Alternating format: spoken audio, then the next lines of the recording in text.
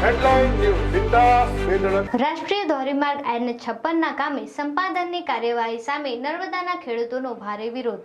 અરજદારોની જમીનો નર્મદા જિલ્લામાં કિલોમીટર 132+250 થી કિલોમીટર 179+700 રાષ્ટ્રીય ધોરીમાર્ગ નંબર 56ના નિર્માણ, જાળવણી, વ્યવસ્થાપન અને સંચાલન માટેના જાહેરનામું પ્રસિદ્ધ કરી જમીન સંપાદન કરવાની આશયની જાહેરાત કરેલ હતી.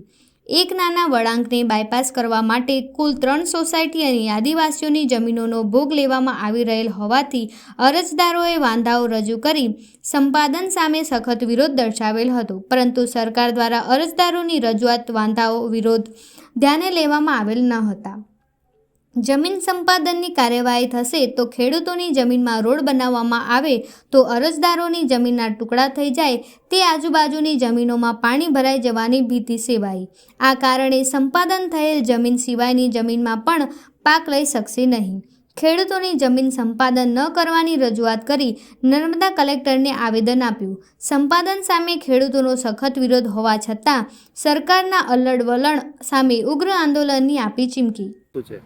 2022માં કેન્દ્ર સરકાર દ્વારા નેશનલ ઓથોરિટી દ્વારા વાપીથી શામળાજી 600 કિલોમીટરનો રસ્તો 6 લેન મંજૂર કરવામાં આવેલ હતો અને અમે જે તે વખતે તંત્રને સહકાર બી આપેલ હતો અને તેમાં ઘણી બધી જમીનો, ઘણી બધી સોસાયટીઓ, ઘણા રહીશો ઘર વગરના થાય એવા હતા.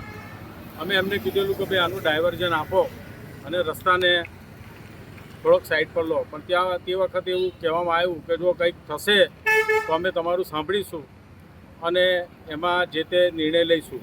હાલમાં અમને એવું જાણવા મળેલ છે કે વ્યારાથી વાપી 170 કિલોમીટરનો રસ્તો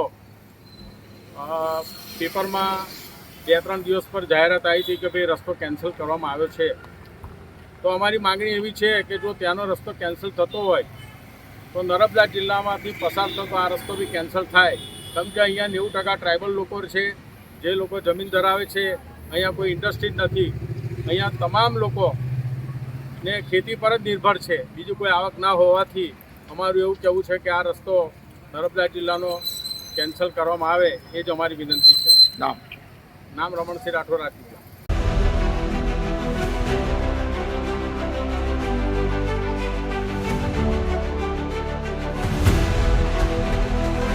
हर समस्या की हेडलाइन न्यूज विकास वेधड़